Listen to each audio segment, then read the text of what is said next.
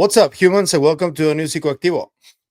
Okay, so this is the only time that I'm going to address this because I've seen a bunch of different comments asking me to cover this. And I made the conscientious decision to not do it because of some specific reasons I'm going to give you right now. I'm not even going to play the clip, but Mr. Ross Coulthart from News Nation made a decision today that I believe was not okay or not correct because it's just bringing more attention to people involved in a case that have only engaged in toxicity and some of the darkest stuff that I've seen on UFO Twitter comes from that case. I'm talking about lawsuit threats, harassment, doxing, um, really, really dark stuff. And from the moment that I got into this topic, I identified a couple of cases that I said that I would never touch on, and there are like different levels, right? Because, for example, the Michael Herrera case, that case seemed really difficult to understand at the time. So that really, I felt it was kind of daunting to just start looking at it. But as time went by, I realized that there was something to the case. So I started looking a little bit more into it. There was also a lot of vitriol involved in that case, but not as much as the one that I am going to address today, which is the MH370 videos. And you guys already know those videos appeared in 2014. When I saw them, they really, really startled me. But then it was like a complete storm of different narratives and contrary opinions. And a lot of people think these are debunked. A lot of people don't think these are debunked. The reason I decided to not touch on that case is because of the toxicity, precisely because of that. And I've seen comments that tell me, dude, but if you cover this and you discover that it's true, you will become famous. And like, it's not about that. For me, if a case compromises the way in which you engage other people and it makes you lose your humanity in a sense, I don't think it's even worth pursuing because the one of the main ideas of this whole movement is to also take a step forward in terms of consciousness and how we behave towards each other and how much we can dialogue without the need for vitriol or violence even. And it seems like the way things are going, not a lot of us have learned that yet, especially in the UFO community. So that's why I decided to not touch the case at all. And I know that in the News Nation crew, I don't know if they prepare the questions or not. It would be unprofessional to not prepare the questions. So the fact that Ross responded that and he addressed the people involved in the case that have been doing this aggressive behavior, I don't know, it just makes me question the decision to talk about the case. And that's the reason I don't touch it because instantly right after Ross said what he said and did what he did, a legion of people came after him, and it's been a really annoying day in that sense because when the war starts there and all the accusations and all that stuff, it gets really nasty, and I just don't want to even approach Twitter for that. So yeah, it puzzles me that Ross wanted to give that case attention. And yeah, I'm sorry that I brought attention to it, but I'm only doing this because I know there's a lot of people that wanted me to address it.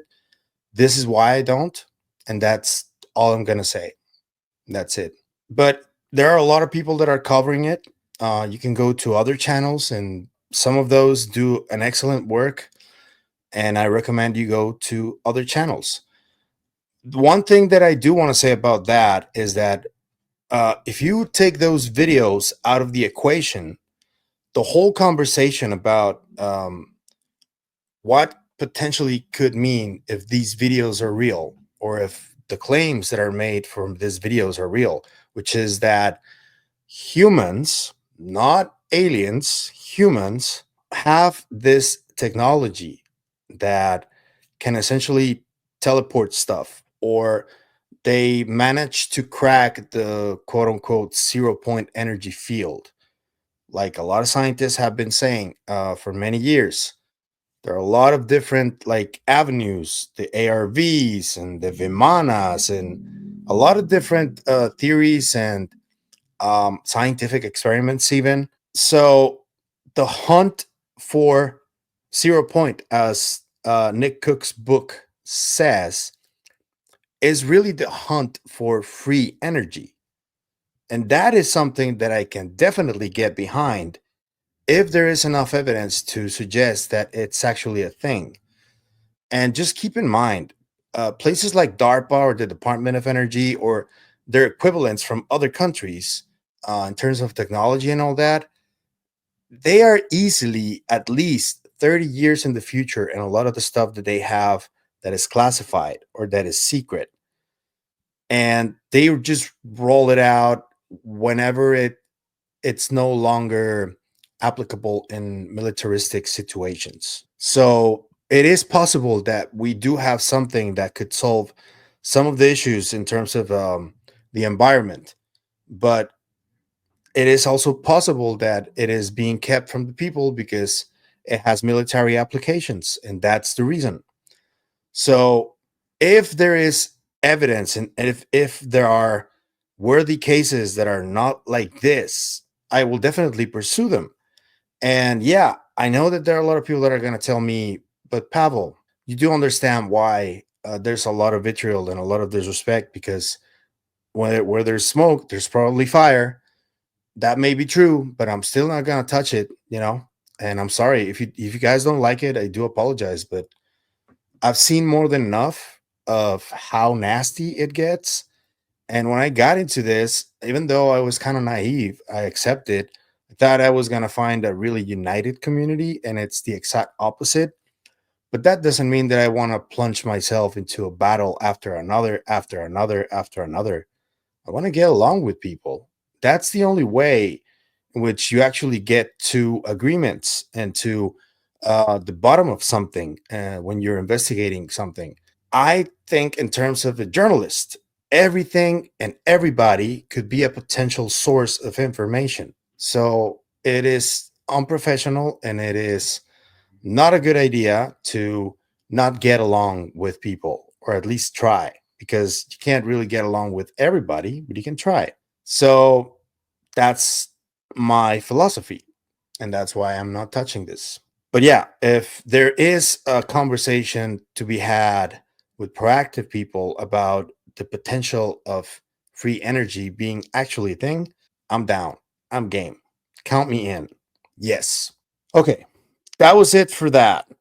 And I'm going to talk to you guys about a scoop that I saw from one of my colleagues. And I would say collaborator, because we've been talking about our work for a while, and she's one of the most seasoned researchers and known people in the community, and that is Miss Courtney Marchesani.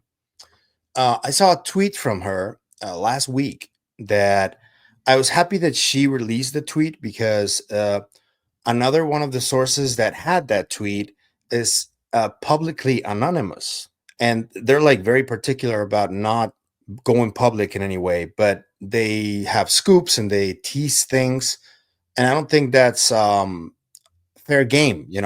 I think that, for example, me, who I'm putting myself out there, you guys know who I am, you guys know my face, you guys know my name. I think it's unfair that I'm trying to do journalistic work and somebody else comes out with quote unquote scoops, but they don't show their face and they use an alias.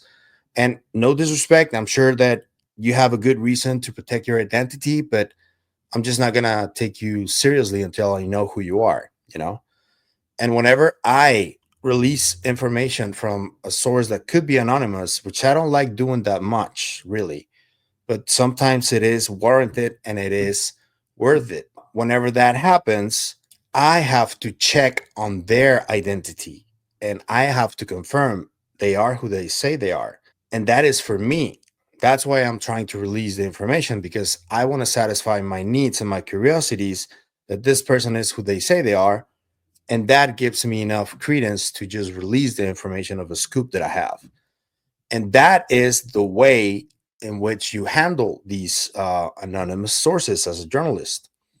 So I was very glad to see Courtney writing a tweet where she explains that a new whistleblower is coming forward. We don't have much information about this person, but I am going to read the tweet to you guys. She says, I know everyone's excited about the new whistleblowers who is coming out on one of our favorite podcasters shows. I am glad they picked someone who has been in the community for a long time. In that way, it's a smart choice. But I can't help thinking of the state of disclosure, and we're still at giant pains to get congressional leverage with as many whistleblowers as we have. I also wonder about the demographics and metrics behind the choice of what podcasters get the privilege of sharing their stories with us. A good friend of mine asked me tonight to post a thought provoking question. What role do podcasters play in this new game we're seeing being played? I saw a quote from an ex user earlier today that there will be no more lies with this new release. Well, I don't need to tell this community that the person who does the interview and their integrity is just as important as the whistleblower. And Courtney makes an excellent point here, because right now, and what is the type of impact that a podcaster has? Well, a podcaster was the reason a president was elected last year. And whoever doesn't want to give that credence, that's okay. But that is the reality. And that is the level of power that podcasting media has taken over the last decade. Podcasts are way more impactful today than the legacy media is in some things, because the legacy media still have the biggest megaphones out there, which is the television channels, and they're interconnected with all the cable networks and so on and so forth. So yeah, they have the bulk of the society, but over the last decade, podcasts have better numbers, and the recent election is the best proof for that. So more people are going to keep coming forward, releasing information through platforms like this one or others that are way bigger than this one. There are a lot of people out there. There's Christian Harloff, Patrick from Vetted, there's Matt Ford, and those guys have 50,000, 60,000 subscribers each, something like that. There are even bigger podcasts, like, for example, Area 52, Jesse Michaels, who's been doing a lot of exclusives recently. There's a Post Disclosure World, Engaging the Phenomenon, that UFO podcast. There's a bunch of amazing podcasts there. Richard Dolan, Timothy Alberino, who touches on a lot of varied subjects. And I'm sorry if I'm missing some, but there's a lot. And each of us has a different style and we have a different way of reporting things. And some of us worry more than the others about, getting along with people, credibility, stuff like that. So I don't know what the system is to choose someone to break a story. I would guess that it has to do with some sort of an access kind of a game, which I've always been wary of playing. And maybe that's one of the reasons why I haven't gotten that deep, because I don't like people telling me you can't say this, you can't say that. I can respect somebody who asks me for confidentiality, and I can respect the source. But having like this micromanagement of a lot of different people within the podcasting arena, that's something that I don't rock with. And I'm not saying that that's what's happening, but I think that's what Courtney is kind of alluding to, and it does make sense.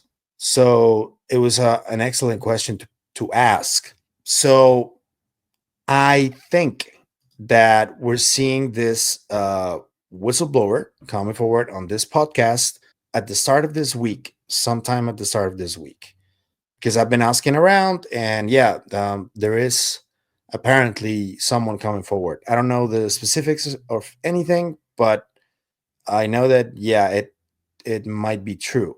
So beware. Think of a podcaster that a lot of people like and that's been around for a long time. Courtney gave you some clues. The list is not that big if you think about it, and with what Courtney already shared, it's amongst one of those people. So we'll see what type of information this person gives us. And it's been a really interesting week. Very, very, very energetic, quite impactful, quite eventful. We already spoke about everybody that came forward.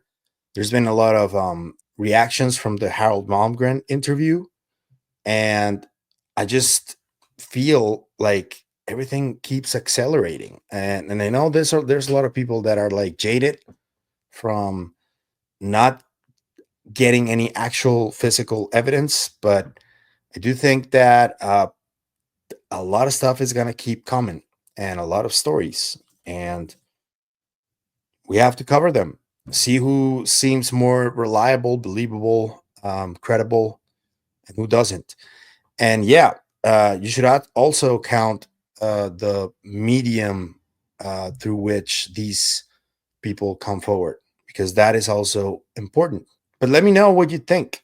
Which podcaster do you think is going to come out through this whistleblower?